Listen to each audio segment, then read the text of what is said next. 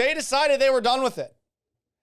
And clearly they are of the belief that Russell Wilson is no longer one of the best 5 quarterbacks in the game. They wouldn't make this trade if they felt that way.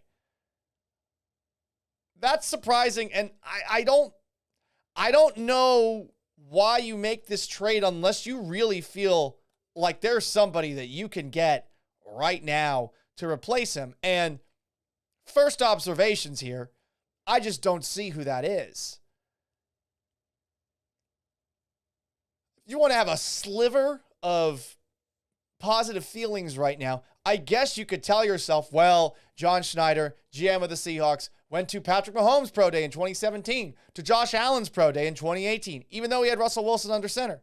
He also went to the same pro day of Trey Lance. He drafted Russell Wilson in the 3rd round. I suppose you can tell yourself all these things and think, okay, well, John Schneider might find that next guy. But, I mean, there's a good chance that the next guy for this coming season, not Drew Lock, hopefully, not Geno Smith, hopefully, is that the next guy might end up being Carson Wentz. And you're going to see all sorts of just terrible Photoshops on Seahawks Twitter in the coming days showing random quarterbacks out there. Oh, wow.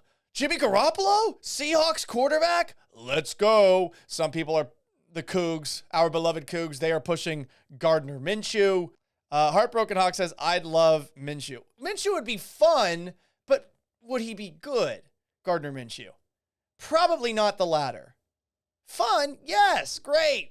He's got a mustache. He's got a mullet. Awesome. He's a replacement level quarterback that's backing up Jalen Hurts, who is not very good at quarterback.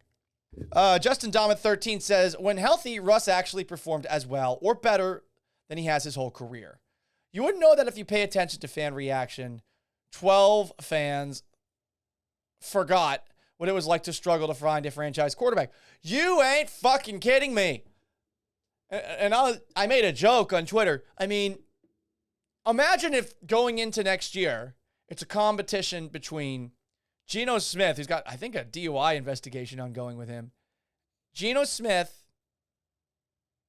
and Drew Lock. Jesus. That sucks. No. Ugh. That would be terrible. And as someone who has followed the Houston Texans for much of the last decade, there was a reason that I told some of y'all Seahawks folks that you guys are a tad spoiled. Just a little bit. Seriously. I mean, some of y'all, the arrogance you had on a year-to-year basis, I get it. I totally get it. I'm a Patriots fan. I grew up a Pats fan. I expected 10 wins plus every single year. The last 2 years have been weird. They really have been. Because even though they got 10 wins this past season, I mean, they got their asses kicked by the Bills in the playoffs. It was ugly. Ugly. But some of y'all, yeah, you definitely may have taken this for granted. You've had one of the best runs in the NFL over the last 20 years.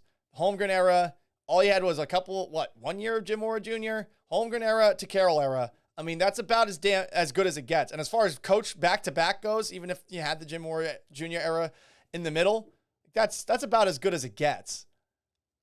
And I know that this is going to be a really difficult ask of anybody to find that next guy.